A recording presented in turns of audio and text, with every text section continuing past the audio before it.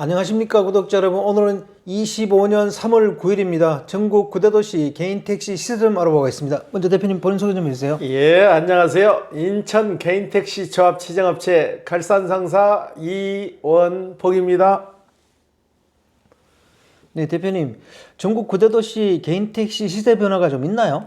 예, 큰 변화는 없고요. 서울시만 100만 원 정도가 내렸는데 고령 운전자 자격 유지 검사가 발표되자마자 서울시만 지금 요동을 치고 있어요. 다른 타도시는 크게 문제되지 않는데 서울시만 유독 민감하게 좀 반응을 하고 있어요. 예. 서울부터 말씀드릴게요. 서울은 1억 1,200만 원, 전주 대비 100만 원이 하락했고요. 부산은 1억 원, 대구는 6,200만 원, 인천은 1억 2,400만 원. 인천이 요즘 가장 핫한데요. 지금 1억 2,400만 원 선을 유지하고 있는데 지금 살려고 하시는 분들이 많이 대기를 하고 있는 상황이에요. 그 다음에 광주는 1억 4,500만 원, 대전은 1억 2,500만 원, 울산은 9,700만 원, 세종시는 2억 2천만 원, 제주도는 1억 8천만 원에 거래되고 있습니다. 네. 대표님 왜 서울만 이렇게 자꾸 그 충격을 받는 거죠? 서울 같은 경우 타도시는 고령 운전자 자격 유지 검사 발표했는데도 타도시는 그렇게 크게 지금 반응을 않고 있는데 유독 서울만 민감하게 지금 반응을 하고 있더라고요.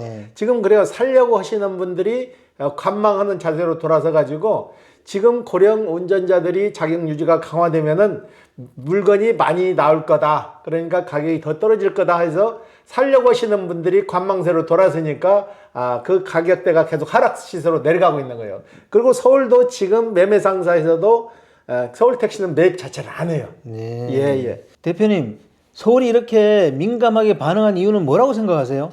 타도시도 역시 고령자는 택시는 지금 많이 분포되어 있거든요. 유독 서울만 그 관계가 민감하게 받아들이는 것 같아요. 인천 같은 경우에도 이거 발표했는데도 인천 같은 경우는 덤덤해요. 저희한테 오시는 손님들이나 저희 통화하시는 손님들은 고령 운전자분들이 좀 많이 있거든요. 그런데도 이분들은 전혀 걱정을 안 하시더라고. 본인은 충분히 그 자격 유지 검사 아무리 강화돼도 본인들은 아무 걱정 없을 것 같다고 얘기를 하는데 서울은 유독 민감하게 반응을 좀 하는 것 같아요. 그래서 서울은 같은 경우는 가격대가 좀 떨어지는 거예요, 계속. 예.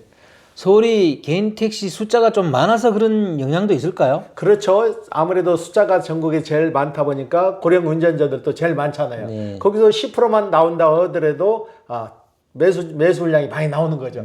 그러다 보니까 가격도 좀 민감하게 반응하는 것 같아요. 예. 보통 이렇게 서울이 좀 움직이면 인천도 같이 움직이고 그랬는데 인천은 이번에는 전혀 움직임이 없습니다. 서울과 인천이 지금 역전된 지가 한 4년, 5년째 접어들거든요. 옛날에는 서울이 항시 2천만 원 이상 시세를 물고 갔다고 인천보다 더 비쌌는데 인천 같은 경우는 빨리 정착이 된 거죠. 인천 같은 경우는 개인택시 조합에서 빨리 지정업체를 선정을 해가지고 그 내실이 다져진 거죠. 그래서 가격이 크게 흔들림이 없는 거죠. 그리고 불법 같은 거를 일체 못하게 조합에서 그걸 단속을 해가지고 인천 같은 경우는 지금 완전 정착 단계가 됐기 때문에 서울하고는 지금 다르게 보셔야 되는 거죠. 옛날 같은 경우는 서울이 가격대가 한 2천만 원 정도 인천보다 항시 비쌌거든요. 그런데 인천 같은 경우는 내실을 빨리 다져가지고 그 기반이 섰다는 얘기죠. 그러니까 흔들림이 없는 거죠. 예. 그 외의 도시도 큰 움직임이 없잖아요. 그 다른 타도시도 자격유지 검사 강화한다 그래도 지금 크게 반응하는 도시가 없어요. 예. 그러면 대표님 다음 주 시세 전망을 어떻게 보세요? 다음 주도 역시 서울 같은 경우는 현 시세가 지금 1억 1,200선에 거래되고 있는데요. 1억 1,000선까지도 붕괴될 것 같아요. 왜 그러는 거니? 지금 한국 모빌리티라는 회사에서도 매입을 지금 보류하고 있고 장안평이나 여러 매매사 업소에서도 지금 매입 자체를 보류하고 있다고요. 가격이 더 떨어질 것 같으니까 아예 매입을 안 하는 거죠. 예. 인천은 그 매수와 매도가 원활하게 이루어지고 있어요? 지금 역순환이 일어나가지고 인천 같은 경우는 매수자들은 많은데 매도 물량이 좀 부족한 거죠. 그래서 상사마다 5, 6명씩 지금 대기를 하고 있는 거죠. 예. 대표님 매매 상세는 몇 명 정도 대기하고 있어요? 저희도 지금 제가 대기하고 있는 저희한테 의뢰하신 분이 한 7분 정도 되고 네. 우리 직원들이 개인 택시 매매를 전문적으로 하는 직원들이 우리 사무실에는 5분이나 계시거든요. 네. 이분들도 보통 3명, 4명 다 대기를 하고 있어요. 그러니까 물량이 많이 부족한 거죠. 예. 대표님 이번 주 거래건 중에 기억에 남는 건 있으면 얘기 좀 해주세요. 며칠 전에 전화가 왔는데요. 젊은 층이에요. 젊은 친구인데 개인 택시를 열심히 하시는데 저녁 늦게 손님을 모셨는데 이 손님이 술을 취해가지고 요금을 안 내고 도망을 가려고 해가지고 손을 잡은 거예요. 손을 잡았는데 손을 뿌리치고 도망을 가버린 거예요. 그래서 이 친구가 차를 갓길에 세우고 쫓아가서 잡았어요. 그리고 112 신고를 했는데 112가 도착을 해가지고 손님이 기사를 때리는 걸 봤어요. 네. 봤는데 거꾸로 손님이 거짓말로 하는 거예요. 기사가 자기를 때렸다고. 네. 근데 기사가 맞아가지고 목에 부상도 다정했는데도 거꾸로 이 얘기를 한 거예요. 기사가 자기를 때렸다. 근데 1, 2차가 나와가지고 경찰관들이 보고 있는데도 그런 거짓말을 한 거예요. 그리고 이 친구가 하도 승질이 나니까 웬만하면 그냥 봐주려고 그랬는데 정상적으로 진단서를 끊어가지고 경찰서에 접수를 시켰다고 그래요. 이런 분들도 좀 있어요. 예. 대표님 요금 안 주고 도망가는 사람들도 좀 있어요? 진짜 이건 대한민국에서 어느 곳이나 마찬가지지만 제일 세상에서 제일 추접스러운 사람들이죠. 택시를 탔으면 큰 요금도 아닌데 그 돈을 줘야지 왜 그걸 안 내고 도망가냐고요.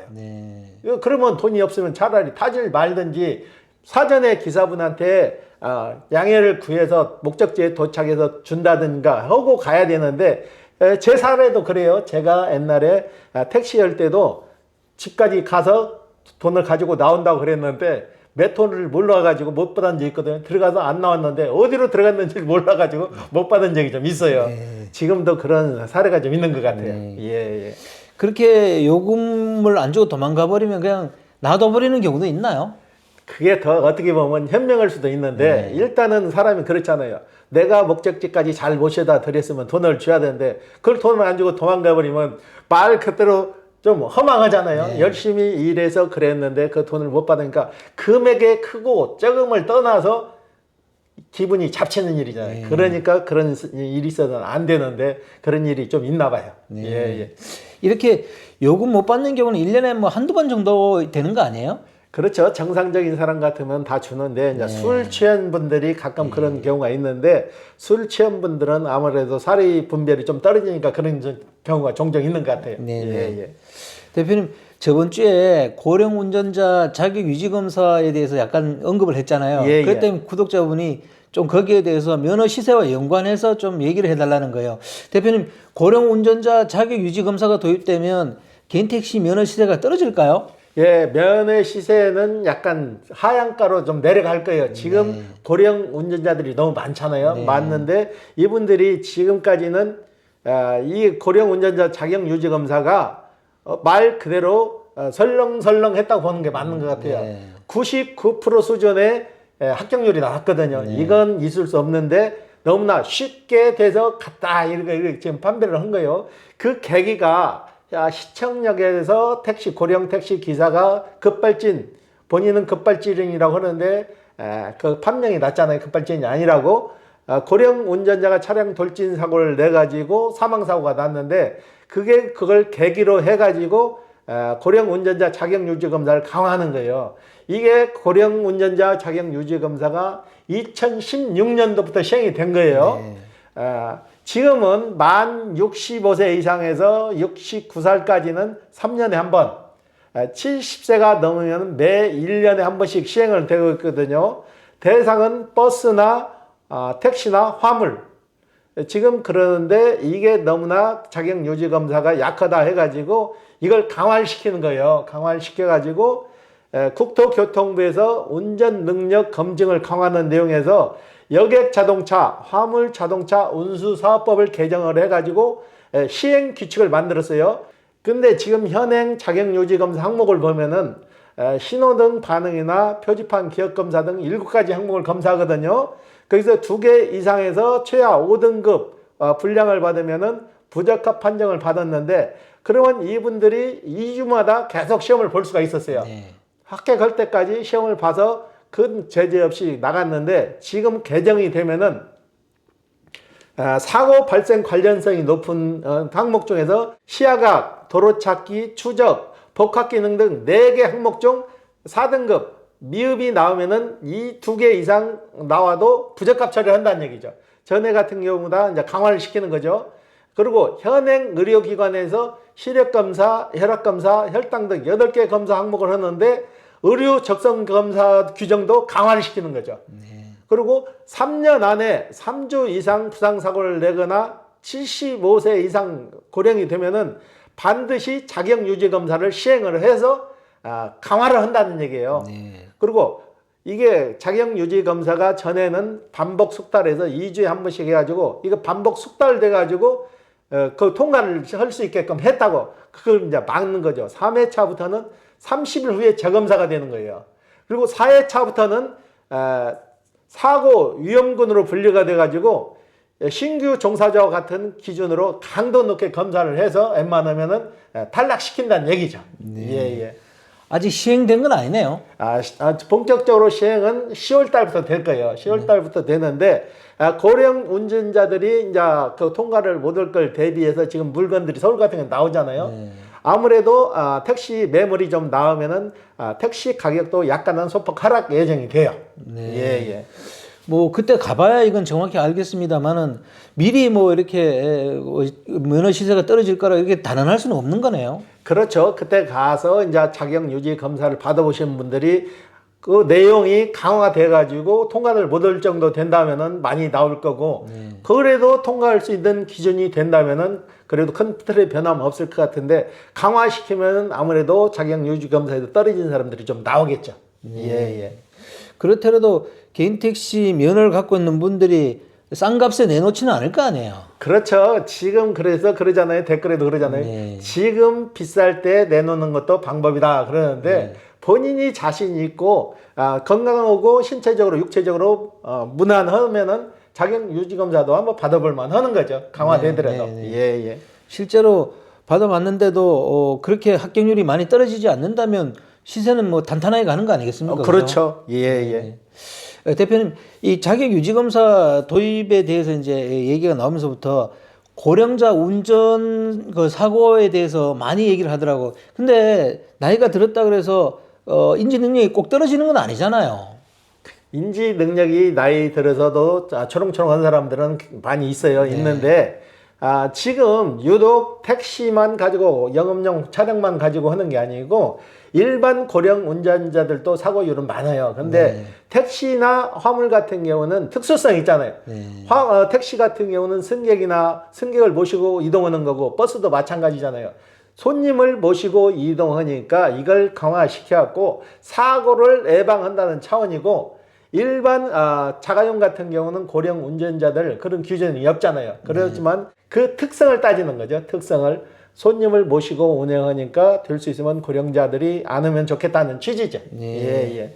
대표님, 고령 운전자라 그래서 교통사고 많이 난다고 이렇게 일괄적으로 매도해서는 안 될 것 같아요, 그죠?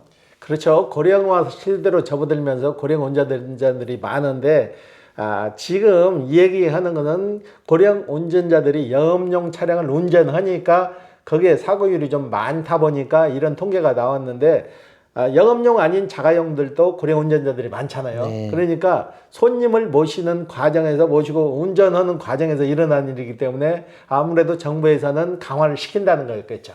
예. 고령 운전자 자격 유지 검사를 대비하려고 그러면 평상시에 운동하고 뭐 그러는 게 좀 도움이 될까요? 그럼요. 평상시에 꾸준히 운동하고 그러게 되면은 아무래도 좀 가만히 집에 있는 것보다 운동 안 하고 있는 것보다는 좀 나을 거죠. 예. 개인 택시 하시는 분들이 운동을 많이 하시잖아요.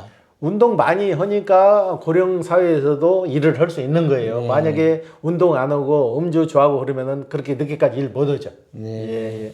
제가 볼 때 저게 도입된다 그래도 크게 걱정할 필요는 없는 것 같습니다. 그죠? 그러면요, 본인이 신체 건강하면 얼마든지 고령 운전자들도 충분히 운전할 수 있어요. 네. 오늘 인터뷰 감사드립니다. 예.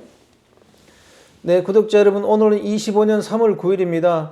고령 운전자 자격 유지 검사로 인해서 서울시세가 또 100만 원 빠졌는데요. 이거는 아직 시행도 안 됐고 또 시행되고 나서 그때 가봐야 될 것 같습니다. 미리 뭐 이렇게 겁먹고 그럴 일은 아닌 것 같아요. 그리고 평상시에 운동을 많이 하시고 또 뭐 생각도 많이 하시면 이런 건 큰 문제가 되지 않으리라고 봅니다. 자, 호화제는 다음 주에 또 다른 주제로 구독자 여러분 찾아뵙겠습니다. 안녕히 계십시오.